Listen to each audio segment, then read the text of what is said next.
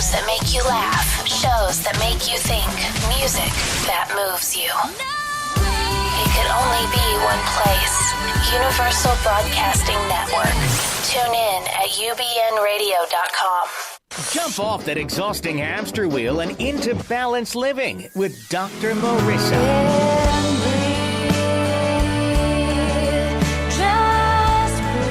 Her mission, to be a beneficial presence on the planet. Her purpose, to be your personal advocate to live, love, laugh, learn.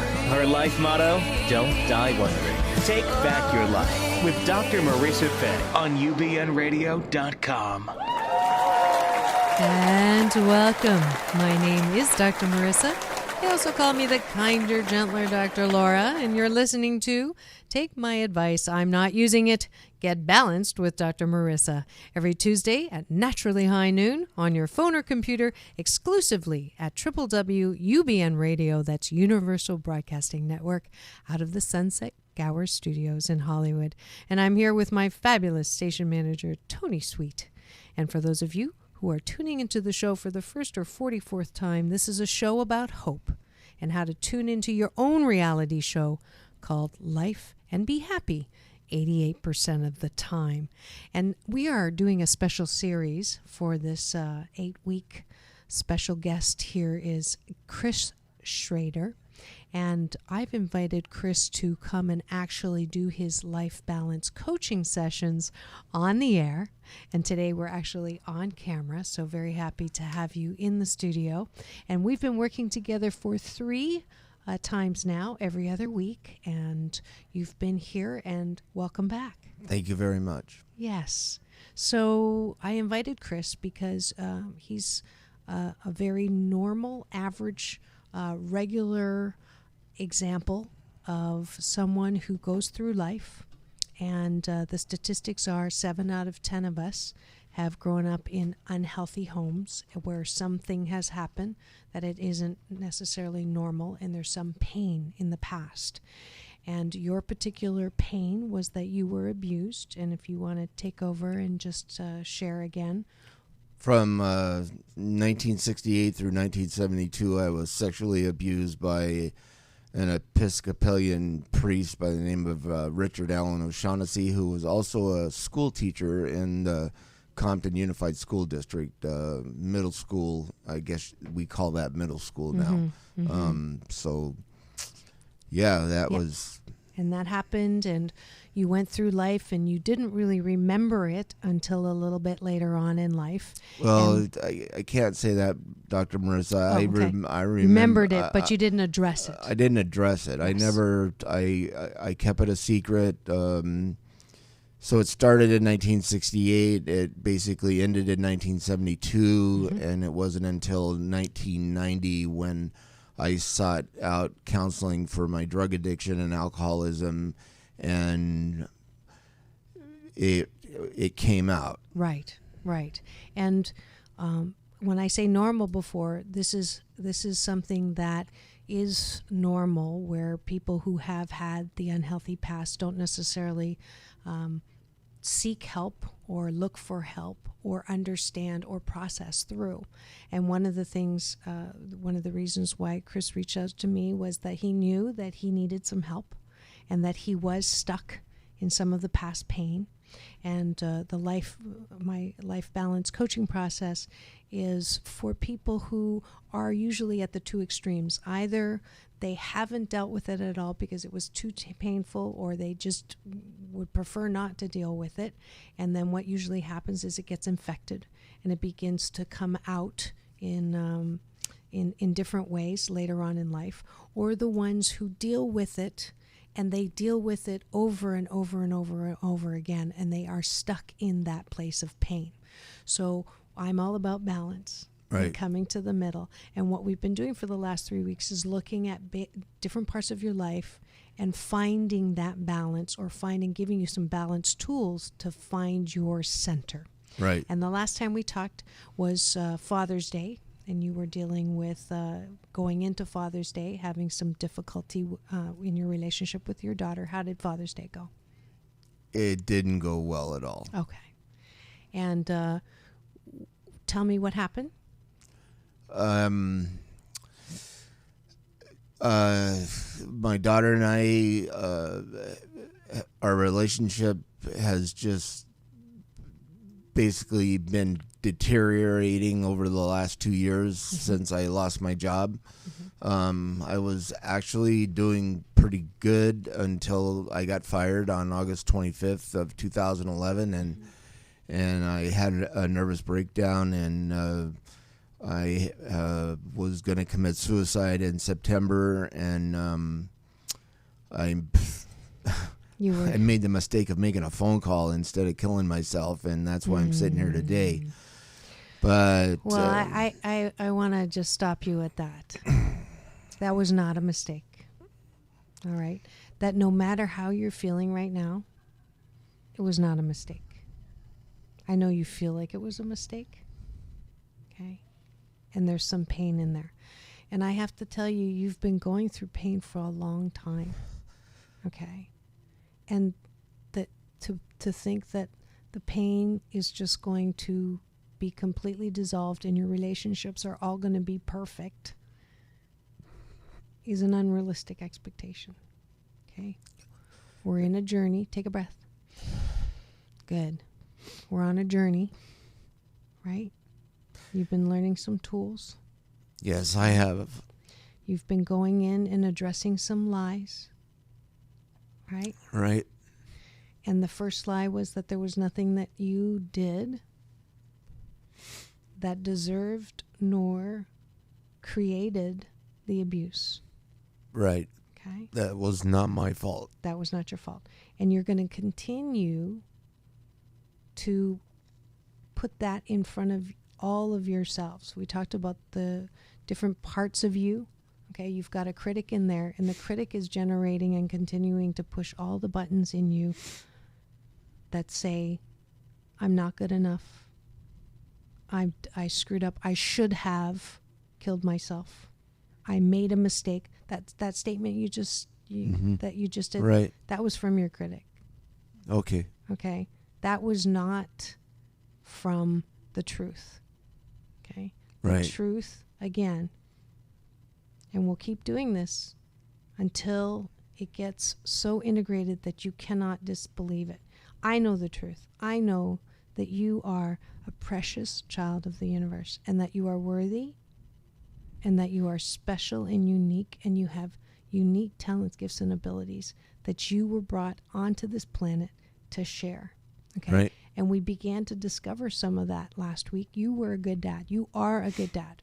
So what you're going through with your daughter right now is not a reflection, and it does not negate all the good that we did last week. Right. All the good we did last week was you affirmed that you're a good dad. You acknowledged that you were a good dad. That hasn't changed. Right. Okay? So what your daughter and you are going through right now is just a process. Okay. That's it.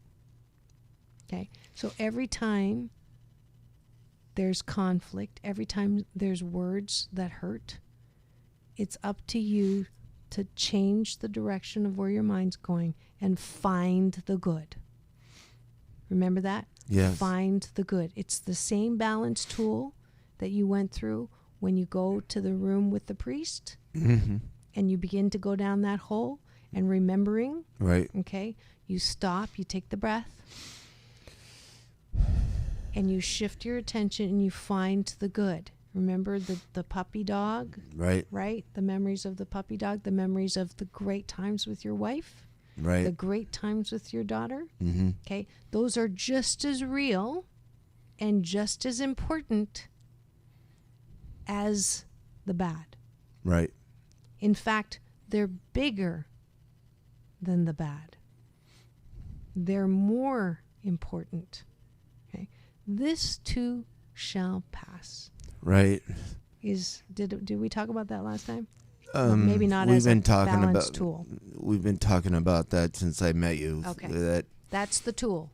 This too shall pass.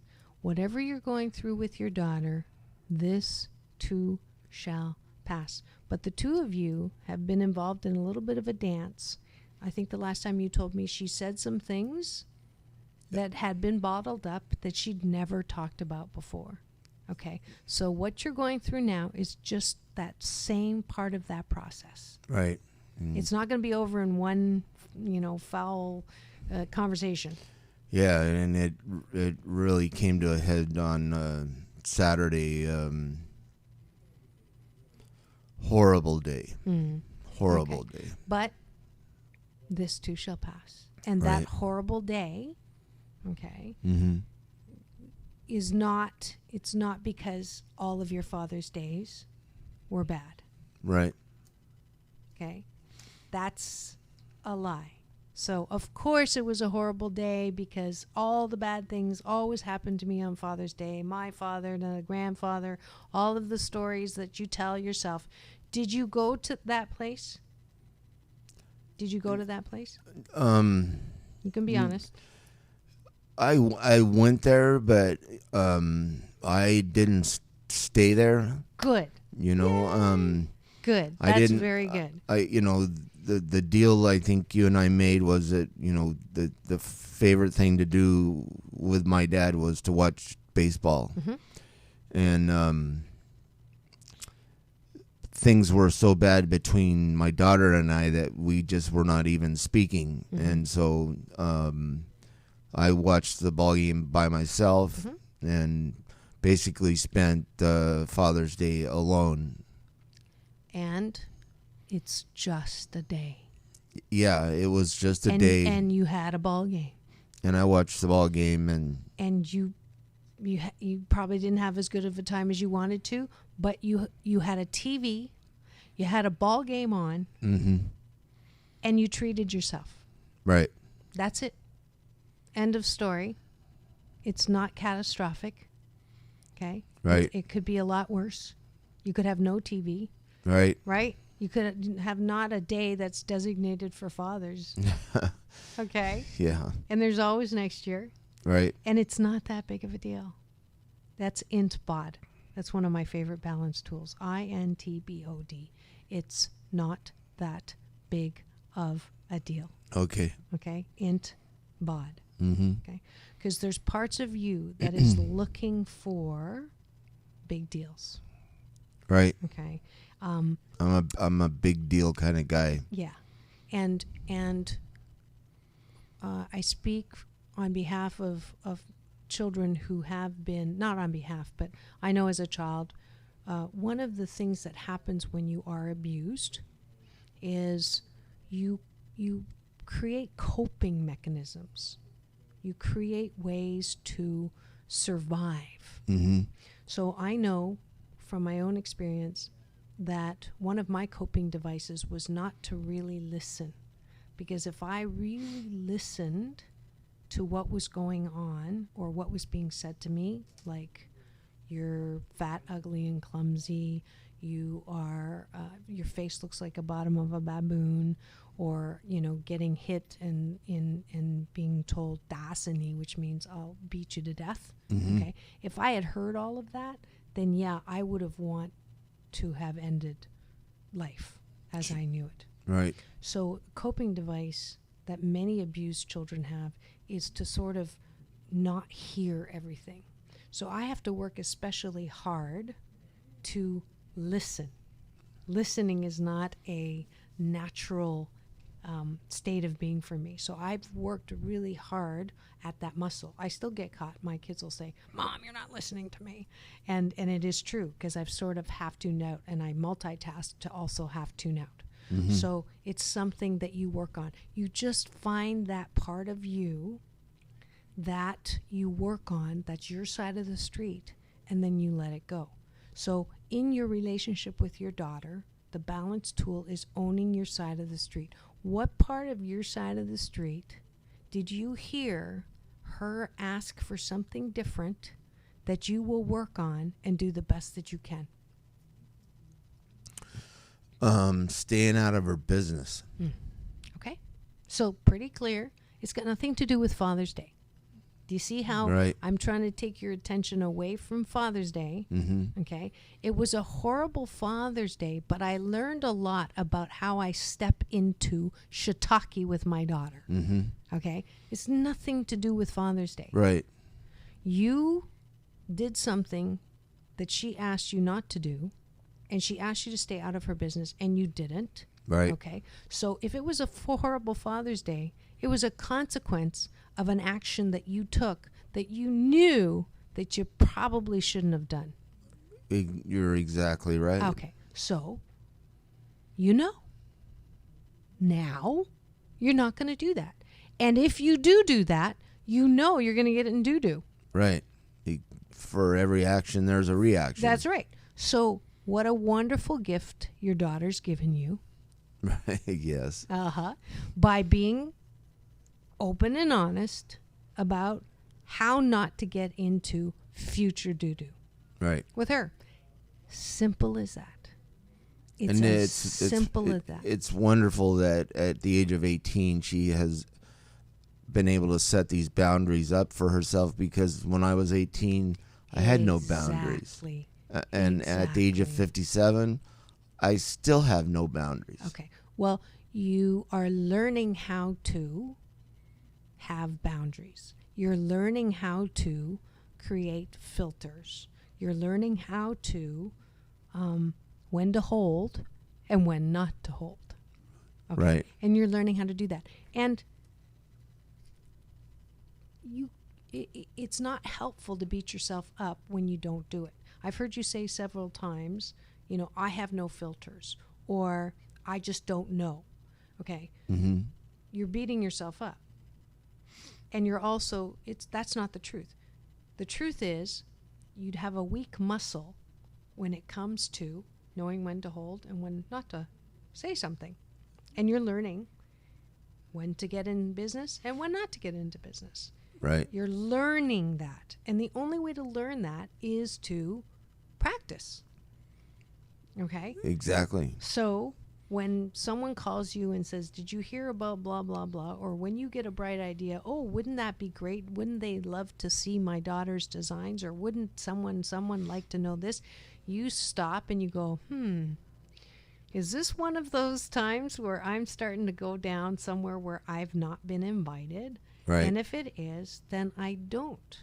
Your friends, your family are giving you signals all the time. All the time. And one of the things that we do when we get feedback is it's normal to say, screw you. You're trying to change me. Screw you. This is just the way I am. Screw you. If you felt the way I did, you would know why I do this. Okay. Mm-hmm. And that's a natural, not very helpful reaction. No, it's not. Okay. And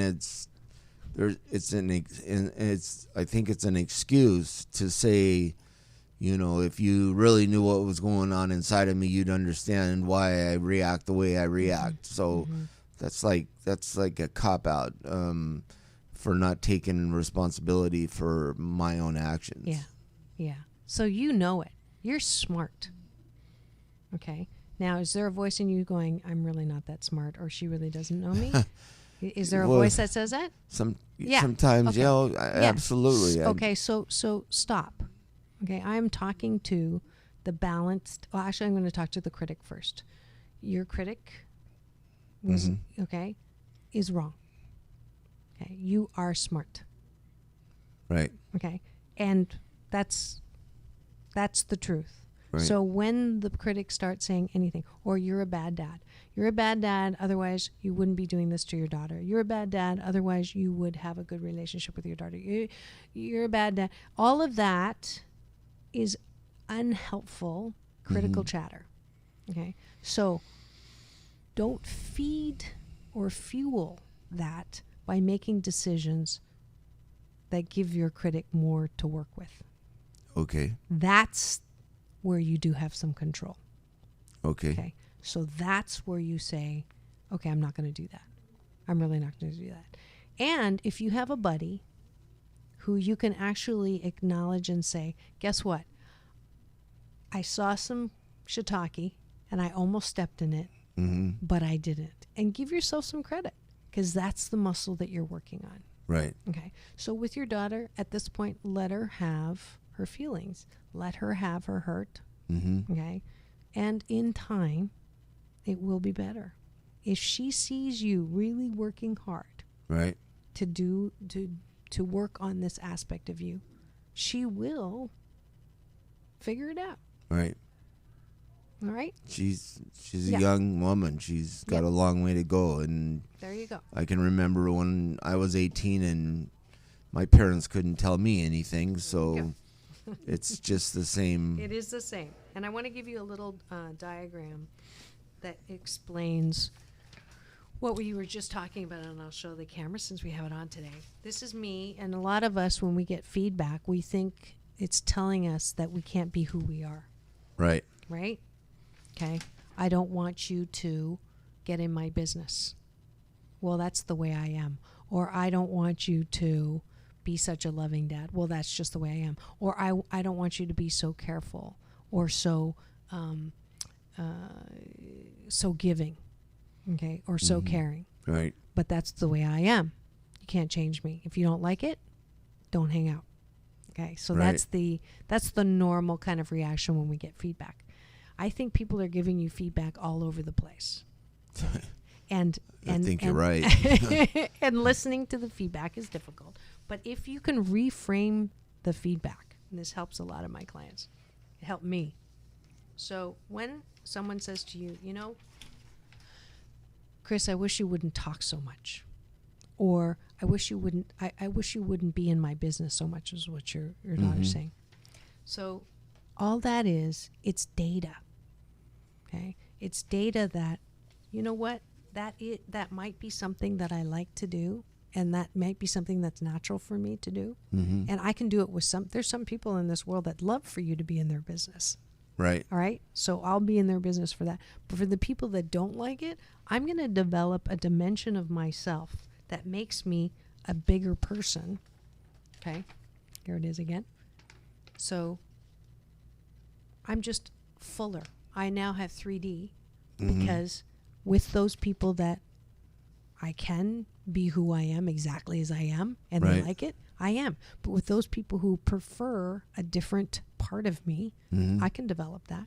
Sure. So that's interpersonal or emotional intelligence. Okay. That's what we're working on. Okay. All right. So you mentioned you haven't worked. Okay. And that is a tough one. Okay.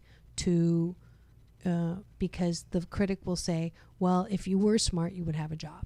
Or if you were smart, then this wouldn't be happening to you. Or if da-da-da-da-da-da-da.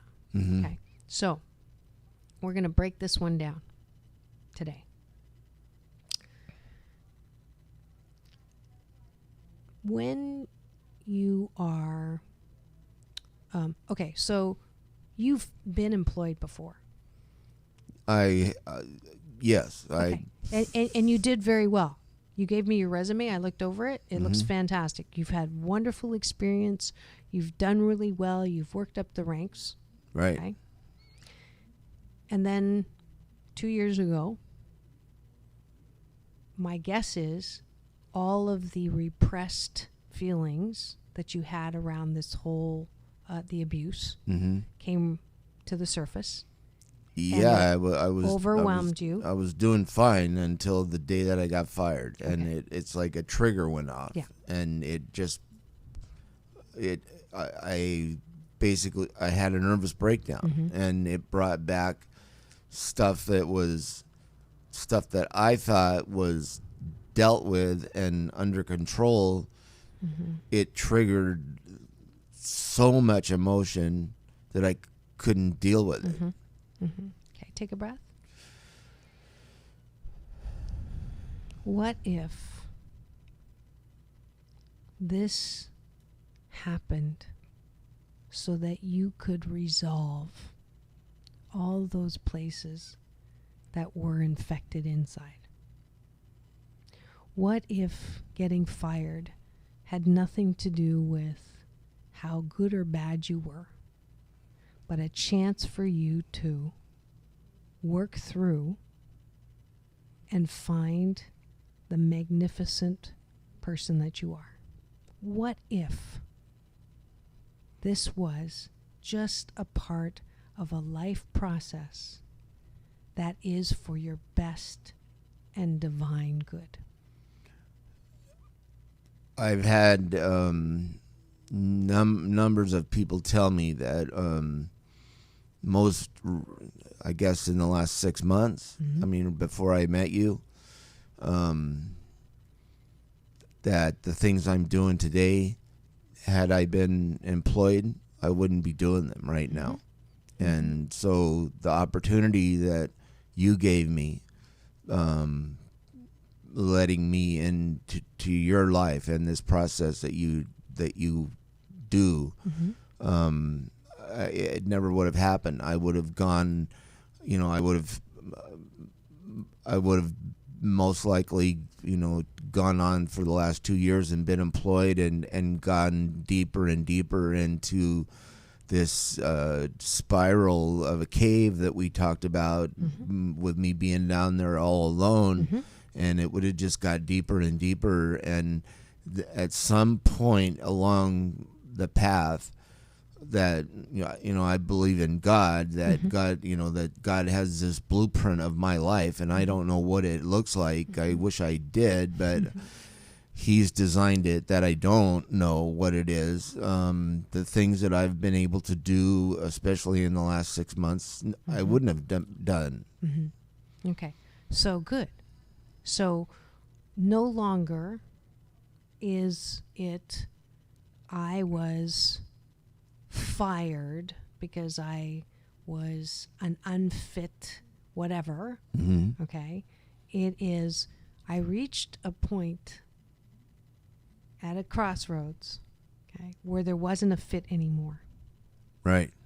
Okay, so there's no blame, there's no shame.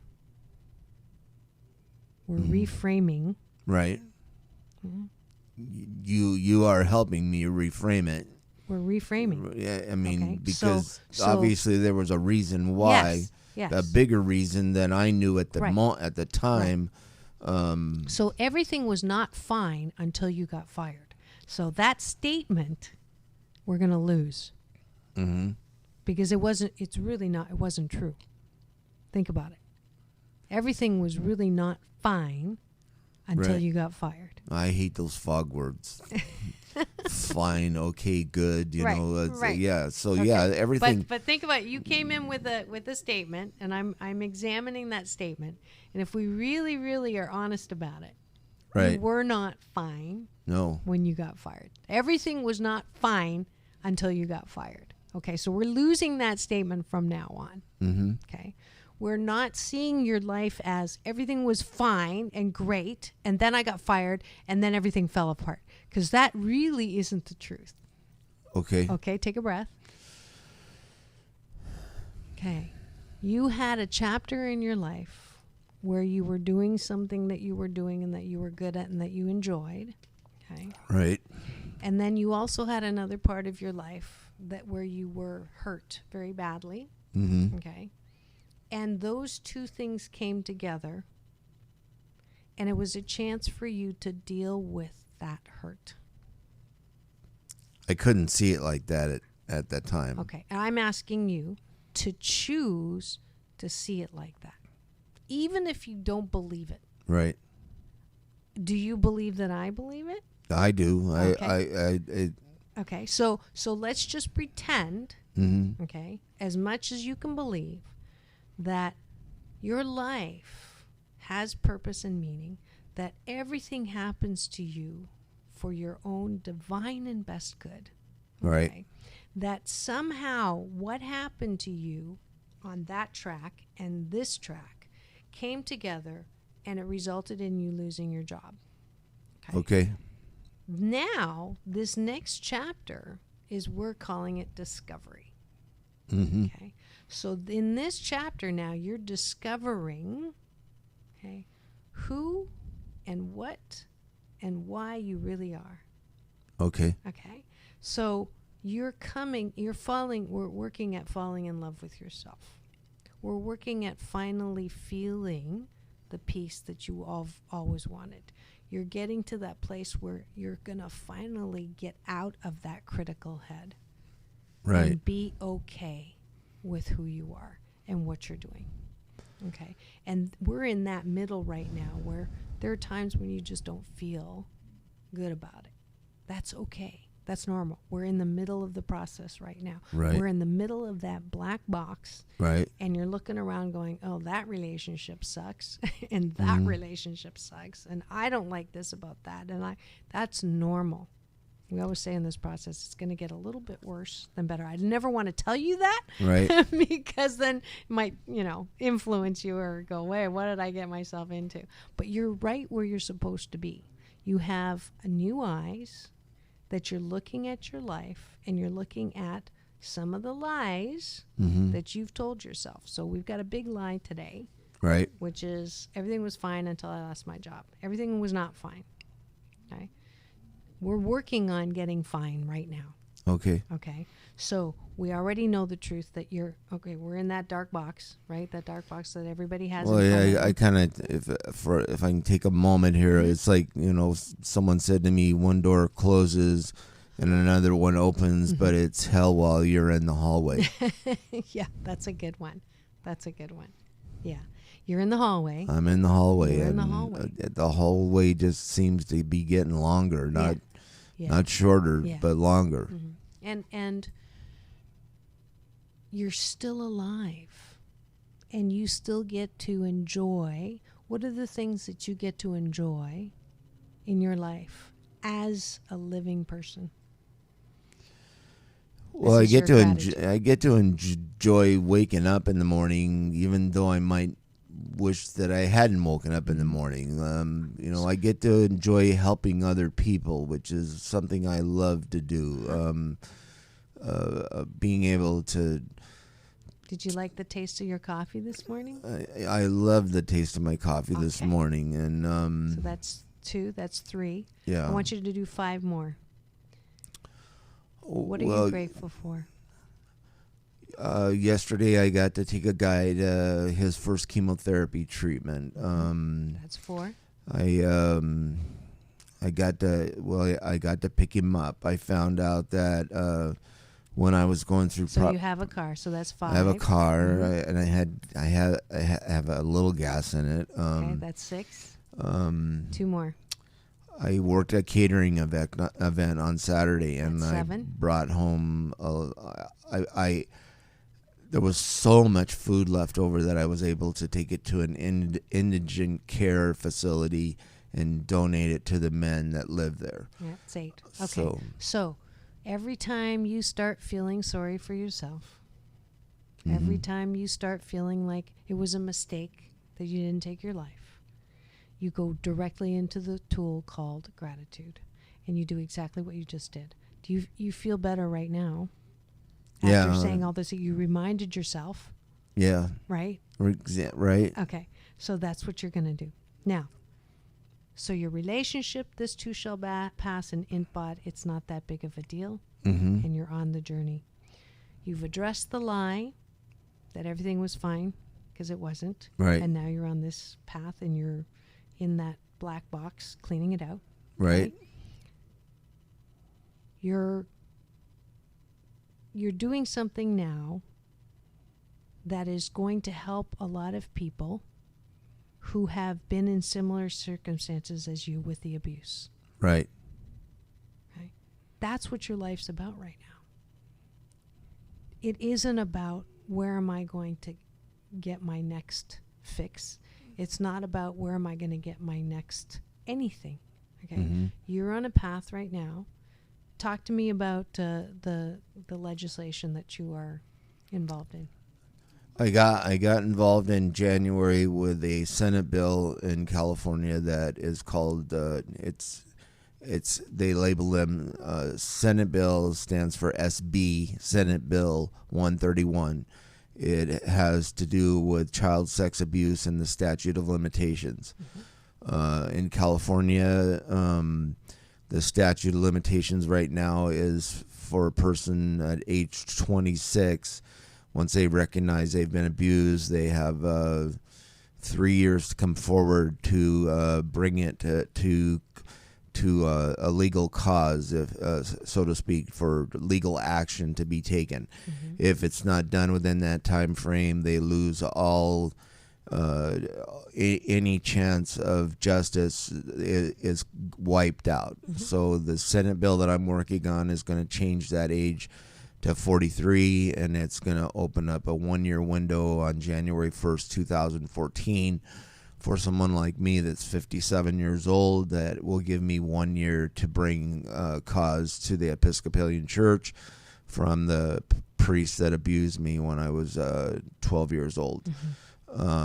I've made 3 trips to Sacramento and testified in front of politicians, assembly members, Senate members, press, media. I've had financial support one time. The other 2 times I had to get my own finances to get up there. Mm-hmm. But each time I've left there, it's been another step forward towards the bill getting passed. I was there last Tuesday and gave my public comment when it was my turn to speak, and the Assembly Judiciary Committee that we were in front of passed the bill 5-1. So now the next step is for it to go to the Assembly floor, and I'm currently working on identifying each assembly member in the state of California. I am calling each assembly member's office, and I have the email links to all the assembly members and the staffers that take care of their intake emails. And I literally have started from A, and I'm in the middle. I think I'm at G right now. And it's taking me more time than I thought it was going to take, but by tomorrow night, I will probably have composed my email and attached my story with all the research I've done on the effects of child sex abuse and what it has done to me. Mm-hmm. And take a breath. So you've been like sitting around doing nothing. Sarcasm is another service I offer. Wait. Do you think what you're doing is good for you healing? Most definitely. Do you think what you're doing is helping other people who might be in the same situation? I believe it is. Do you think you have a purpose in this lifetime? I believe I have a huge purpose. And do you think it really was a mistake that you didn't take your life? It was not a mistake. Thank you. I rest my case. That is a lie that you need to stop, that you will stop telling in your story. Okay. It's a lie. You just proved yourself wrong. Yeah. Do you see how I did that? Yeah. Okay. So, lie. That's another lie. Mm-hmm. We're just busting lies all over the place. Right. It's very important that you stop telling that same story. It's very polished. It's very rehearsed. You've done it before. And then you identify with that story. And then you act from that story. And then you believe from that story. And then before you know it, you're in that pit again. Right. Trying to shovel your way out. Mm-hmm. Okay, but we're cleaning out the pit. So we are now throwing out and we are shoveling out the lie. Which lies? The lie that I wanted to kill myself. Okay, and that you're better off dead than you are alive. That's the biggest one today. Right. Okay, and that you aren't doing anything worthwhile. That's another lie. Right. Okay, and that if you were as smart as I say you are, then you would have a job. If you had a job right now, if you had a full-time job, do you think you could be doing what you're doing? I couldn't be doing any of this. Okay. So is it not important what you're doing? It's very important Okay, that I then finish stop this. fighting it. Then stop fighting it. Okay, the universe will provide. You still have gas. You still have a car.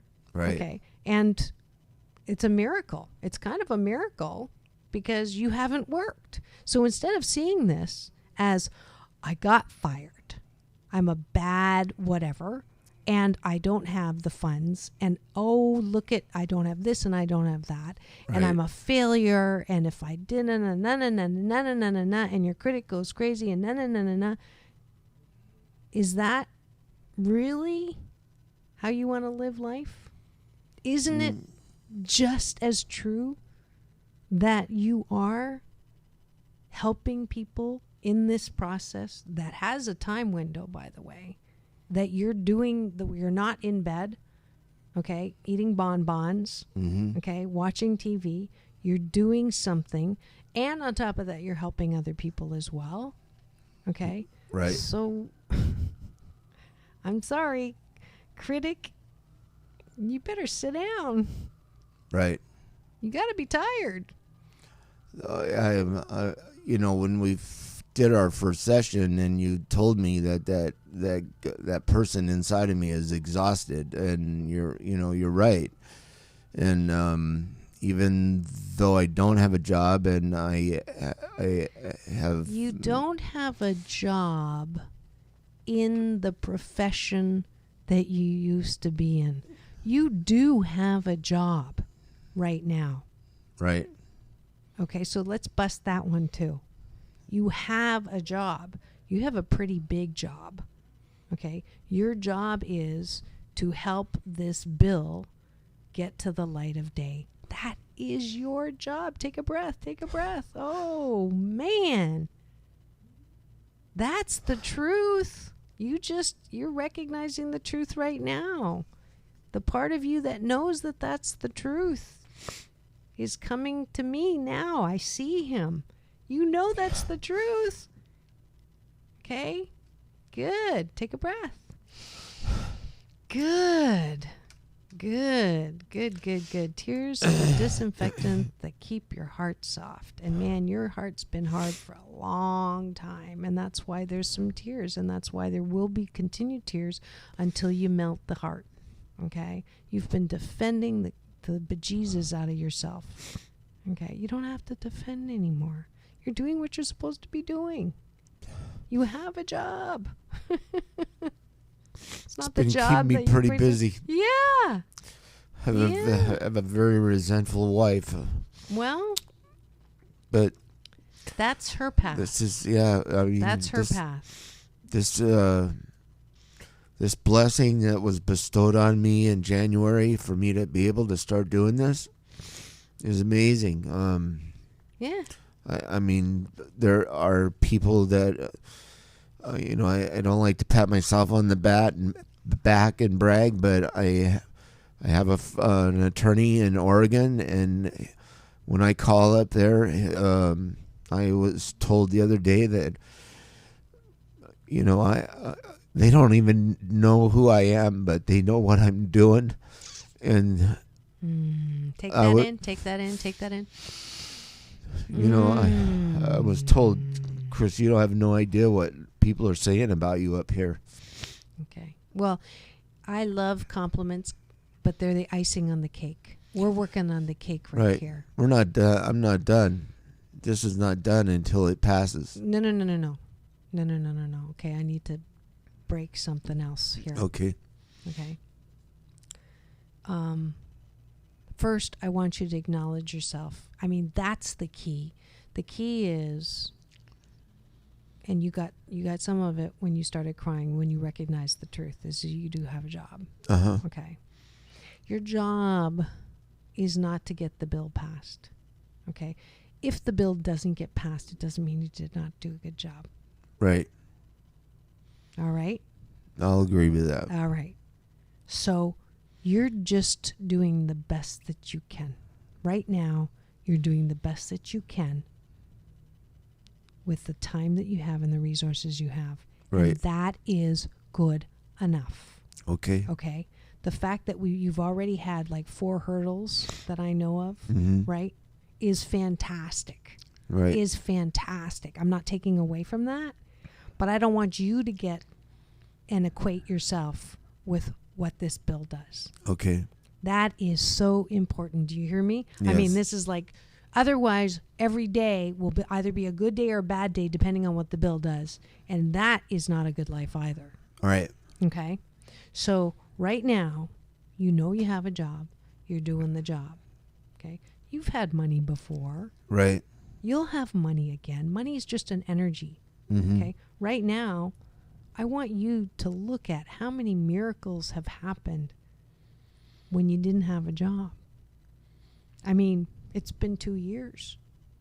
And Right. you still have a car and you have some gas and you have coffee and you have the ability to bring stuff places and help and you know, all these things that just happen to happen where you do get money or happen to happen where you do have some work. Mm-hmm. That's not by accident. Right.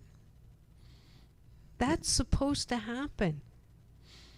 You have an employer. It's called a friendly universe. You're doing what you're supposed to do. You're getting paid. Right. Not the way you want to get paid. No. no, not at all. But you're getting paid, Yeah. right? Yeah, I am. Okay. So, are you doing the best that you can with the time that you have and the resources that you have every single day? Every day. Okay. I give it 110% Okay. every day. So, I think that's a pretty good life. I think that's a pretty good time. I think that's a pretty good outcome. And if we can change the part of you that is run by the critic where you only see the things that aren't working, Right. we're golden. And that's what we're working on. And this is a good place to take a quick break to thank the sponsors for this show. Okay. And Tony, this is where we put the break in. And I think we have another 10 minutes. Did Sure. we start at quarter? We started at 10 after. 10 after? Yeah. Okay. So we'll have another. And we're back. This is Dr. Marissa with Take My Advice. I'm not using it. Get Balanced with Dr. Marissa. And we are in the middle of a special series that I started with Chris Schrader, a client of mine who's agreed to come and do his life balance coaching on the air and on camera today. So welcome back, Chris. Thank you. So today's session, we did a lot of lie busting. Right. We now know that every day I'm going to add a couple of balance tools. So the first thing you do when you wake up, I want you to sit up in bed. Mm-hmm. And I don't know if I gave you this homework last time, the breathing. No, No? we haven't Okay. done that yet. That's what we're going to do. We're just going to practice right now. Meditation, some people have made it a little more complicated than it needs to be sometimes. It's an Eastern practice that's been wonderfully adopted by the West, and it helps calm that critical chatter that we keep talking about in your head that gives you the lies. Right. Okay. So it's also a way to connect with that higher energy or the higher being or whatever you want to call that source that has it all in a beautiful design that we don't necessarily see. I call that source God, Mother, Father, God, the friendly universe, the good in life. Mm-hmm. Okay, call it whatever you want. Right. It's not religious. It's a spiritual connection. Right. So it's important to start every day with that connection. It reminds us that we're not alone. We're not ever alone. Right. Ever, ever, ever. And the way that I do that is through the breath, okay, and through meditation. So if you close your eyes, I'm just going to take you through a basic meditative breath, which is in through the nose and release through the mouth. Good. In through the nose. Good. Okay, and that's all you're doing is you're going to follow the breath in. So watch your breath as it comes in. Can you see it? Yes. Good. And release. Good. And in this time, I want you to breathe into the light behind your eyes. Do you see a light? Yes, I do. Good. And release. Soft shoulders, soft elbows, soft knees, feet flat on the floor, palms up, breathing in. And release. Good. And one more time in. And release. Letting go of all the stories and the drama. And in. Breathing normally now. Yeah. See if you can't feel your hands as you're breathing, watching the breath move. As you continue to do this as a habit, what will happen is you'll feel your fingers tingle because you're unblocking. Every breath that you take, you unblock all of those places that harbor the lies, that harbor the critic, that harbor the negativity. And the more you do this, the clearer you become. And that's as simple as that. In the next breath, opening your eyes. And gently open. Okay? And that's all you do every morning when the alarm goes off or not. You sit up in bed and you do this breathing. You know, Okay. As long as you can. If your thoughts start to wander, what am I doing? I'm thinking, or oh, I forgot to do this, or I need to do that. You just breathe in, grab the thought, and then release it in your mouth. So you're releasing the thought. So you just try to stay with the breath. Try it 2 minutes. You can see if you can build it up to 5 minutes every morning. Okay. And then at the end of it, you do 8 things that you're grateful for. 8 specific things. You did it very easily here. So friends, family doesn't really count because it's very general. Right. A specific friend, a specific family member, just the compliment, just the gratitude. Some mornings it might be, I'm just grateful that I'm breathing. It's okay. Right. All right. I'm grateful. Some of my gratitudes are all about my bed. I love the way it feels in my bed. So I'll say I'm so grateful for my bed. Yeah. I learned that from Esther Hicks. So just being grateful for everything there. Look at your smile. I look at the camera. Okay. Well, I don't know if I think the camera's right at you. Yeah. Look at that one. Look at your face is just completely different than when you came in. All right. And I didn't do that. You did that. So you have some homework. This is the end of session 4. We've busted some lies. Right. All right. You can see where you are. There's still some messes we can work on next week. Right. But we just really turned today a direction. So we turned the ship. Okay. And it took us 4 weeks to get to that because it's a big ship. Right. But now we're going this way. Okay. So that's wonderful. Thank you so much for Thank being you, Dr. Marissa. Thank you. part of this process. And that's it for week 4 or session 4 with Chris Schrader, working the life balance coaching process. Join us next time for another session. And remember, it's all about balance, peace in and peace out.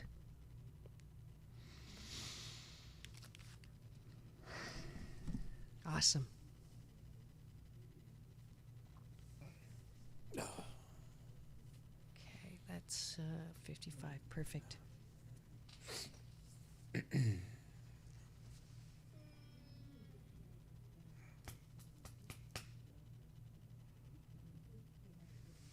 Awesome. Thank You look like a different person. I want to take your picture right now because this is week 4 picture. I mean, this is, if I show you the other one.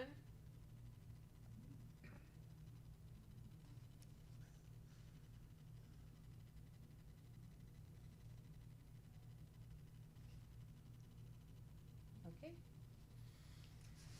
Awesome.